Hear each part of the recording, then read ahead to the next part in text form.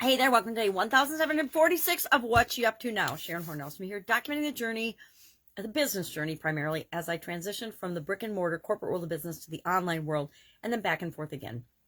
As I work with different businesses, mine and other people's, to help them grow and build and supersize their business in ways that make the world a better place, in ways that make them feel good about what they're doing, what they're achieving, the lives that they're impacting, and the way that they're showing up in the world.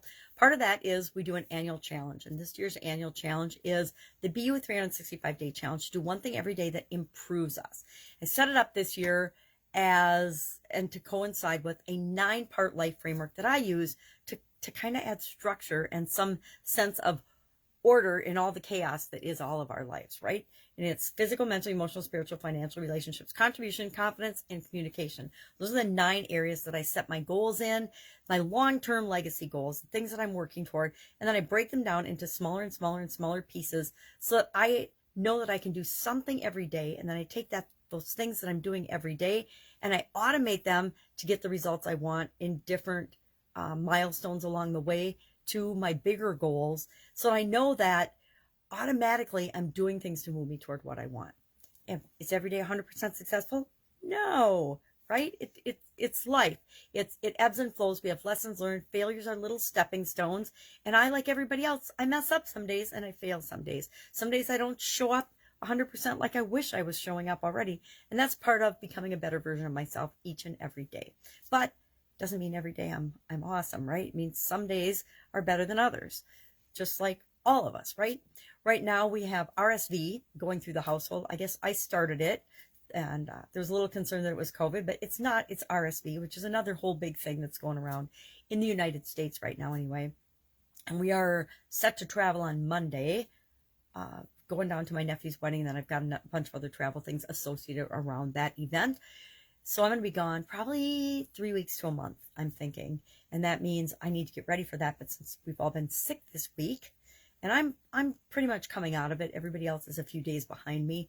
Not much has gotten done with respect to prepping for that trip, as in I made a list of what I need to pack, but I haven't even started rounding anything up yet. So that means this weekend's going to be focused on pulling the stuff together that I need. Number one, so that I can continue to do the things that I do every day, serve the people I serve every day, show up on my videos every day.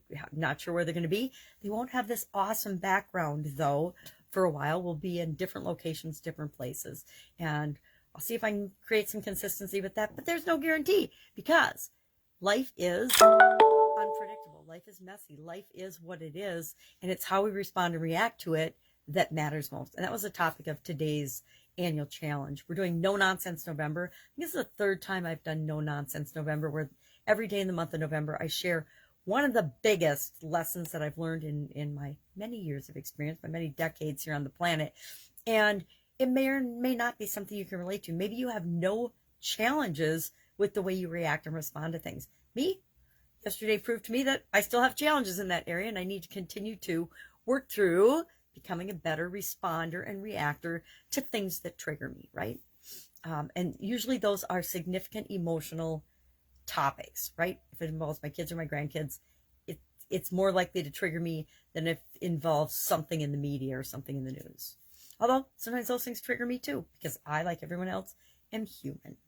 So talked about and shared 11 different ways, and we've covered all of those in this past year throughout the annual challenge at least a couple of times, but we reviewed them again. What are 11 different ways that we can deal with how we automatically, emotionally, or feel about things, right?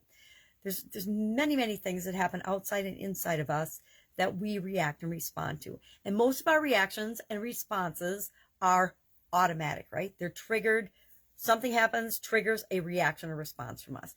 But we can short circuit that or slow that process of reaction down by doing, some or one or any of these 11 things. So we talked about those today. Our topic for Supersize Your Business, our idiom to go along with that, was think on your feet. And I just talked a little bit about, it's only been around since the 1900s, so it's a relatively new idiom with respect or in terms of idioms. We talked about what does it mean, where does it come from. We didn't really know or talk about where it came from. They think it came from people that speak for a living, or people that would speak in front of audiences. I thought in the middle of it, comedians, because they're a perfect example of somebody that needs to think on their feet, because they're often faced with hecklers or people that shout out comments during their performance. Most plays and more formal things, people don't just scream out or ask questions during, I think TED Talks are speeches, right? In speeches, people don't usually ask questions. Sometimes there's a question and answer period afterwards, which is a great opportunity for leaders to demonstrate their ability to think on their feet. So we talked about that. And I guess that has to do with how do we respond? How do we react under pressure? I think of being in job interviews, right? How well do you think on your feet is definitely going to come into play when you're being interviewed, when you're being questioned, when you're being interviewed for anything, right? An article or for media or for a job.